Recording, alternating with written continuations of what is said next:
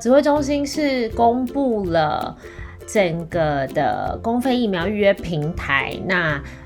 我们现在已经进入到这个网站里面了，要来实测看看这个疫苗接种的意愿登记流程到底要怎么走，到底好不好用哦。我们现在可以看到上面它其实就已经先写了这一次开放的登记对象，那虽然只有在离岛实施，但是全岛其实都可以来做试试看，来做一个这个登记。那这一次开放的是像是第9类的这个高风险的疾病、罕见疾病还有重大伤病患者，那第10类的话是50岁到64岁的成人，那我们就来试试看吧。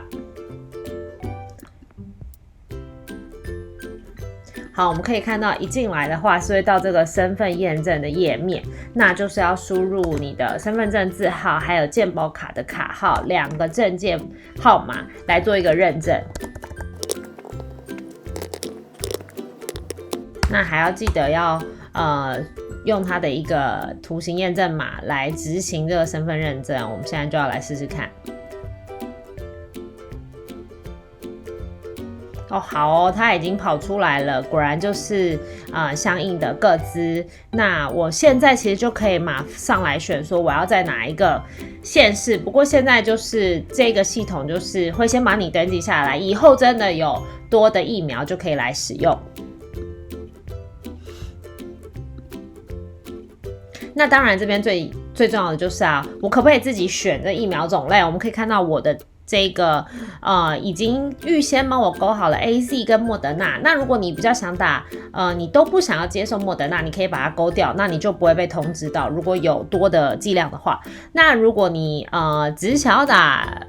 莫德纳，不想要打 AZ， 就这样把它勾掉。那我当然是觉得有疫苗就赶快打，就2个都勾选。那再来就是确认送出。好，那如果我们来试试看，有发生很多状况是，如果我不是开放的，但是它是不是这个网站是不是也可以让现在资格还不符的人来做个登记呢？那我就再用就是现在年龄还不到的一个身份来试试看。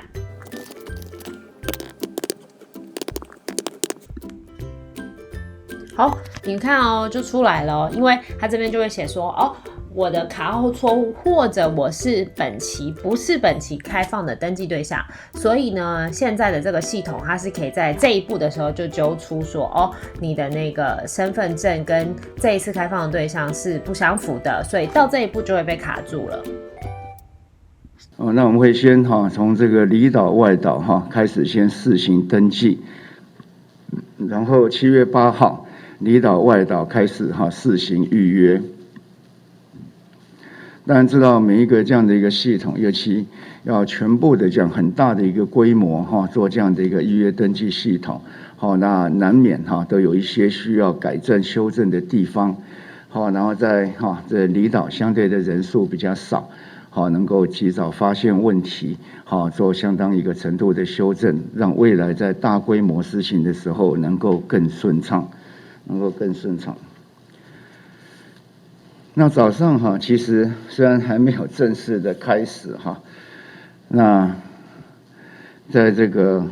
全国我们第9类的来登记有61000多人，第10类的有773000多人，总共到2点的时候有834780人有来登记。电脑相对的聪明我们不用说一笔一笔去对我们只要把健保符合资格的名单把它扫出来，那跟登记的名单来核对，那只要在我们健保的名单有的，而且有登记的，那我们就会来通知。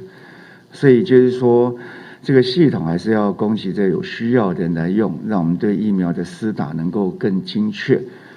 所以不是明知如果不是符合资格，那我想也就不要增加这个电脑的负担了